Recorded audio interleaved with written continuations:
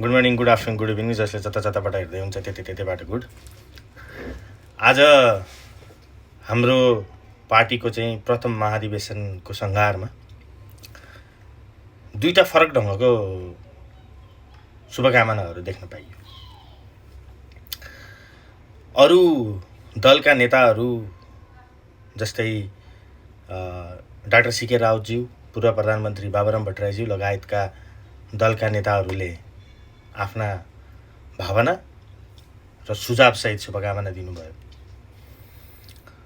र दुईटा यो जेन्जी आन्दोलनभन्दा अगाडिको सरकारको गठबन्धनको सरकारमा रहेको दुईटा दल, किन यो दुईटा दल चाहिँ धेरै हाइलाइटेड हुन्छ भने यो दुईटा दल चाहिँ धेरै नै पावरफुल दलमा गनिन्थ्यो। सबैभन्दा धेरै जनमत भएको दल थियो यो दुईटा दल, नेपाली काङ्ग्रेस र नेकपा एमाले। आज दुईटा खालको शुभकामना सुन्दा हामीले सबैले यी कुराहरू चाहिँ बुझ्नुपर्छ क्या। कस्तो भने हामी एउटा पार्टीलाई समर्थन गर्दै गर्दा अरू चिजहरू पनि हामीले थाहा पाउनुपर्छ, बुझ्नुपर्छ, यो एनालाइसिस चाहिँ गर्नुपर्छ भन्ने मलाई लागेर चाहिँ मैले यो भिडियो बनाएको। तुरुन्तै म अहिले सुन्दैछु, सुनेर सके भर्खर नेकपा एमालेको चाहिँ शुभकामना सुनियो।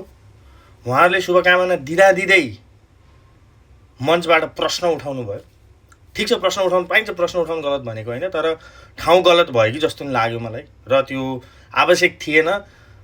महाधिवेशनमा आउनुभएका सम्पूर्ण कार्यकर्ताहरूले विरोध गर्नुभयो, नाइ हुँदैन, यस्तो यो नगर, यो गर्न हुँदैन भनेर विरोध जनाउनु भयो। र दोस्रो सुनियो नेपाली काङ्ग्रेसका सभापति गगन थापाको शुभकामना। नेता भनेको चाहिँ गगन थापा हो। हामीले पहिला पनि भनेका थियौँ, संसद भवनभित्र चाहिँ गगन थापा चाहिँ एकदम मिस भएको मान्छे हो। हि मस्ट बी दियर भन्नेमा म चाहिँ थिएँ।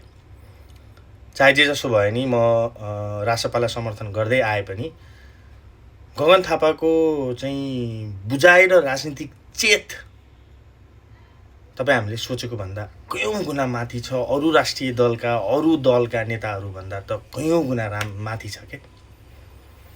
उहाँले दिनुभएको शुभकामनामा राष्ट्रिय स्वतन्त्र पार्टीलाई पनि गाली गर्नुभयो, आलोचित गर्नुभयो, सरकारलाई पनि आलोचना गर्नुभयो। तर कसरी आलोचना गर्नुभयो भन्नेमा पनि फरक पर्छ। उहाँले आफूलाई पनि आलोचना गर्नु, उहाँले आफ्नो पार्टीलाई पनि आलोचना गर्नुभयो, उहाँले आन्तरिक आलोचना गर्नुभयो र सम्पूर्ण देशवासीलाई यसरी सम्झाउनु भयो कि रासपालाई तपाईँहरूले दिएको जनमतको सदुपयोग गर्न नसक्दा